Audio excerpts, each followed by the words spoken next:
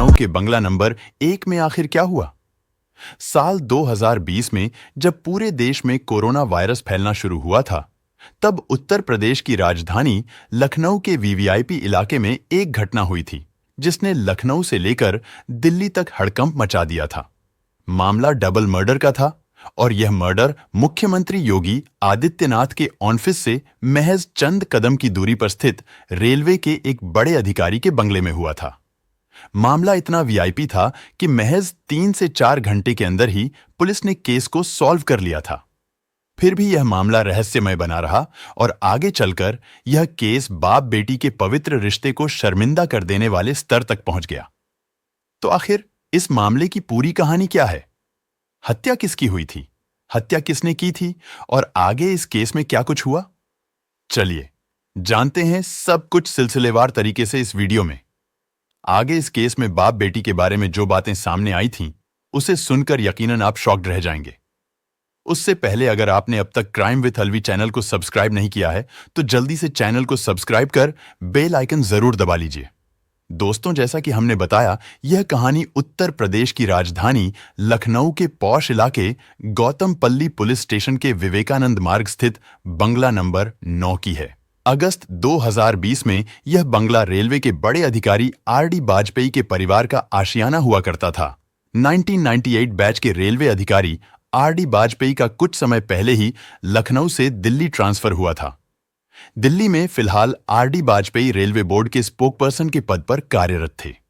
तब देश के रेल मंत्री थे पीयूष गोयल। ड्यूटी के चक्कर में आरडी वाजपेयी 29 अगस्त 2020 को दिल्ली में थे, जबकि उनकी पत्नी मालिनी दत्त वाजपेयी, बेटा शिवदत्त वाजपेयी और एक 15 साल की बेटी लखनऊ के इसी बंगले में रह रहे थे। बेटी फिलहाल लोरेटो हाई स्कूल में 9th क्लास में थी और वह प्रोफेशनल शूटिंग की प्लेयर भी थी। इसने बहुत कम उम्र में ही कई बड़े शूटिंग टूर्नामेंट भी जीते थे। बेटा गोमती नगर संस्कृति यूनिवर्सिटी से ग्रेजुएशन कर रहा था, क्योंकि घटना के समय लड़की नाबालिग थी। इसीलिए कहीं भी हम आरडी वाजपेयी की बेटी का नाम नहीं ले रहे हैं।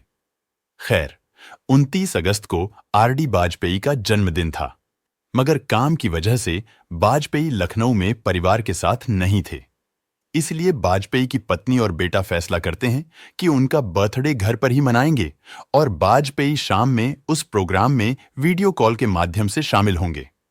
सब कुछ प्लान करने के बाद दोपहर के समय मालिनी और शिवदत्त कमरे में आराम करने के लिए चले जाते हैं, जबकि उनकी बेटी भी अपने कमरे में चली जाती है। अभी दोपहर के लगभग 3 बज रहे थे। आरडी वाजपेयी के सास ससुर यानी मालिनी के माता पिता मालिनी के सरकारी बंगले से लगभग 5 किलोमीटर की दूरी पर गोमती नगर इलाके में रहते थे।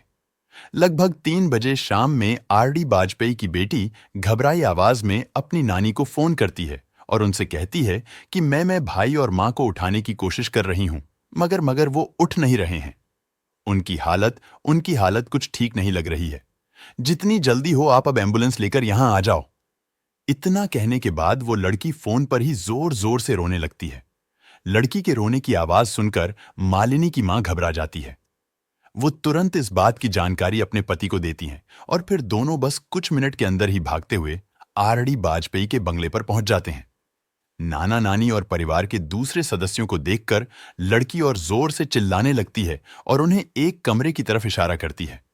जब सभी कमरे में जाते हैं तो वहां का नजारा देखकर सभी के पैरों तले जमीन खिसक जाती है। वहां उन्हें नजर आता है कि कमरे में मालिनी और उनका बेटा सिर्फ खून से लहूलुहान स्थिति में पड़ा हुआ था। वहां मौजूद लोग उन्हें जगाने की कोशिश करते हैं, मगर दोनों की ओर से कोई रिस्पांस नहीं मिलता है। स्थिति की गंभीरता को देखते हुए वहां पर मौजूद लोग जल्द ही इमरजेंसी नंबर 112 पर फोन कर देते हैं। बस चंद मिनट में एम्बुलेंस भी बंगले के बाहर पहुंच जाती है। इसके अलावा स्थानीय पुलिस स्टेशन के अधिकारी भी मामले की जानकारी मिलते ही मौके पर पहुंच जाते हैं। कमरे में ही मेडिकल टीम द्वारा दोनों का परीक्षण किया जाता है और उन्हें मृत घोषित कर दिया जाता है। दोनों के सिर में गोली लगी थी। इतने वीआईपी इलाके में एक बड़े सरकारी अधिकारी की पत्नी और बेटे की दिन दहाड़े हत्या की खबर से पूरे प्रशासन में हड़कंप मच जाता है। इस बात की जानकारी दिल्ली में काम कर रहे आरडी वाजपेयी को भी दी जाती है, क्योंकि वाजपेयी तत्कालीन रेल मंत्री पीयूष गोयल के करीबी अधिकारी के तौर पर काम कर रहे थे। इसलिए मामले की जानकारी पीयूष गोयल को भी हो जाती है।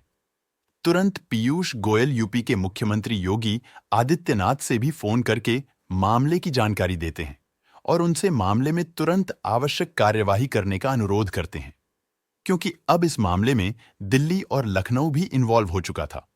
इसीलिए राज्य के आला पुलिस अधिकारी मौके पर पहुंचना शुरू हो जाते हैं। सबसे पहले डीजीपी एचसी अवस्थी मौके पर पहुंचते हैं और अपनी जांच शुरू कर देते हैं। घटना के समय इस घर में इन तीनों मां, बेटे और बेटी के अलावा एक नौकर भी था। पहले शक नौकर पर जाता है कि कहीं नौकर ने तो कुछ गलत नहीं किया है, मगर शुरुआती कुछ ही देर की जांच के बाद नौकर शक के दायरे से बाहर हो जाता है। अब पुलिस दूसरे एंगल से जांच करना शुरू कर देती है कि कहीं बाहर से आकर तो किसी ने इन दोनों की हत्या नहीं कर दी, मगर जल्द ही पुलिस इस संभावना को भी खारिज कर देती है, क्योंकि जांच में कहीं से भी घर के अंदर किसी बाहरी व्यक्ति के आने के संकेत नहीं मिलते हैं। अब इस मामले में पुलिस की कोई मदद कर सकता था तो वो थी घर में मौजूद लड़की। जब पुलिस वाले इस लड़की से पूछताछ शुरू करते हैं तो वो कुछ भी बताने से इनकार कर देती है और कहती है कि जब पापा आएंगे तभी मैं उन्हें सब कुछ बताऊंगी। जिस दिन ये घटना घटी थी उस समय तक देश में कोरोना का प्रकोप बढ़ चुका था और हवाई जहाज का परिचालन भी बंद हो चुका था। इसलिए मामले की जानकारी मिलने के बाद आरडी वाजपेयी कार से ही दिल्ली से लखनऊ आ रहे थे। बेटी की जिद थी कि पिता के आने पर ही वो सब कुछ बताएगी, मगर फिर भी पुलिस वाले संयम और समझदारी से जांच आगे बढ़ाते हैं और लड़की से इस घटना के बारे में कुछ कुछ जानकारी निकालना शुरू कर देते हैं। पूछताछ के दौरान लड़की अजीबोगरीब हरकत करती रहती है और वह घर में भूत प्रेत होने जैसी बातें करती रहती है। इन सब बातों के दौरान पुलिस वाले नोटिस करते हैं कि लड़की लगातार अपने दोनों हाथ को छुपा रही है और वह लगातार दुपट्टे को भी संभाल रही थी कि हाथ पर किसी की नजर न पड़े। लड़की की इस हरकत को देखकर पुलिस वाले उसे हाथ से दुपट्टा हटाने को कहते हैं, मगर लड़की ऐसा नहीं करती है। फिर पुलिस के कुछ अधिकारी प्यार से समझाते हुए लड़की के हाथ से दुपट्टा हटाते हैं तो वह सभी दंग रह जाते हैं, क्योंकि लड़की के दोनों हाथों पर कम से कम 100 कट के निशान थे और कुछ जख्म तो बिल्कुल ताजा थे। हथेली पर का घाव तो इतना ताजा था कि जैसे मानो हथेली को अभी थोड़ी देर पहले ही काटा गया है। हथेली पर बैंडेज बंधा हुआ था। इसके बारे में जब पुलिस वाले उससे पूछते हैं तो वो कुछ भी क्लियर नहीं बताती है और अजीब हरकत करना शुरू कर देती है। इस बीच जब पुलिस वाले लड़की के कमरे की तलाशी लेते हैं तो कमरे में कुछ अजीब सी भूत प्रेत वाली किताबें मिलती है। बाथरूम के मिरर पर डिसक्वालिफाइड ह्यूमन लिखा हुआ मिलता है और इसके बीचों बीच भी एक गोली दागी हुई मिलती है। घर में लड़की का लाइसेंसी पिस्टल भी मिलता है। लड़की प्रोफेशनल शूटिंग प्लेयर थी, इसीलिए उसे बंदूक का लाइसेंस मिल चुका था। उसी लाइसेंसी बंदूक से 3 गोली फायर की गई थी। घटना वाले समय भी घर में 3 ही गोली चलने के सबूत मिलते हैं। एक गोली सौरव के सिर में मारा गया था, दूसरी गोली मालिनी के सर में मारी गई थी, जबकि एक गोली बाथरूम के शीशे पर डिसक्वालिफाइड ह्यूमन लिखकर उसके बीचों बीच चलाया गया था। पुलिस को शुरुआती जांच में ही संकेत मिलने लगते हैं कि ये दोनों हत्याएं किसी और ने नहीं बल्कि इस लड़की ने ही की है। फिर भी पुलिस वाले आरडी वाजपेयी के लखनऊ पहुंचने का इंतजार करने लगते हैं।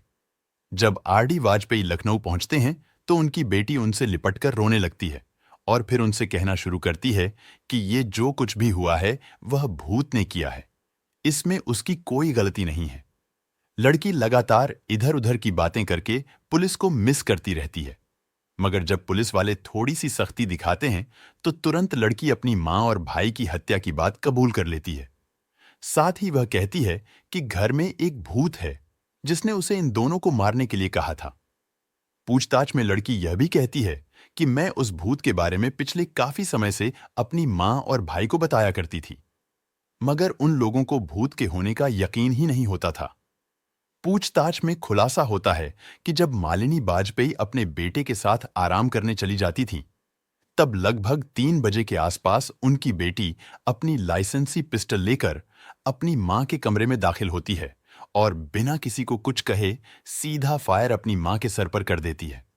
क्योंकि लड़की ऑलरेडी प्रोफेशनल शूटिंग प्लेयर थी, इसीलिए उसका निशाना बिल्कुल भी नहीं चूकता है और गोली सीधे उसकी मां के सर के बीचों बीच जाकर लगती है, जिससे उन्हें उफ तक करने का मौका नहीं मिलता है और वो वहीं पर मर जाती है। लड़की का भाई पास में ही आराम कर रहा था। वह कुछ समझ पाता उससे पहले ही लड़की उसके सर में भी गोली मार देती है और वह भी वहीं पर ढेर हो जाता है। दोनों को गोली मारने के बाद वो पास में ही रखी हुई एक बेडशीट इन दोनों के शरीर पर डाल देती है। फिर वो अपनी नानी को फोन करके कहानी बनाना शुरू कर देती है। घटना के लगभग 4 घंटों के बाद ही पुलिस वाले खुलासा कर देते हैं कि रेलवे अधिकारी आर.डी. वाजपेयी की पत्नी और बेटे की हत्या किसी और ने नहीं बल्कि उनकी ही नाबालिग बेटी ने की है। हालांकि पुलिस वाले साथ में यह भी बताते हैं कि लड़की की स्थिति से पता चलता है कि वो गहरे डिप्रेशन में है और उसकी दिमागी हालत ठीक नहीं है।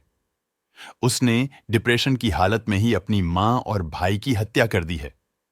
पुलिस यह भी बताती है कि लड़की की दिमागी हालत इतनी ज्यादा खराब है कि पिछले कई दिनों से वह खुद को ही चोटिल कर रही है। पुलिस लड़की के पास से एक ब्लेड और रेजर भी बरामद करती है, जिससे वह अपना हाथ काटा करती थी। इस मामले में ट्विस्ट तब आ जाता है जब आर.डी. वाजपेयी पुलिस के सामने अपना बयान दर्ज करवाते हैं।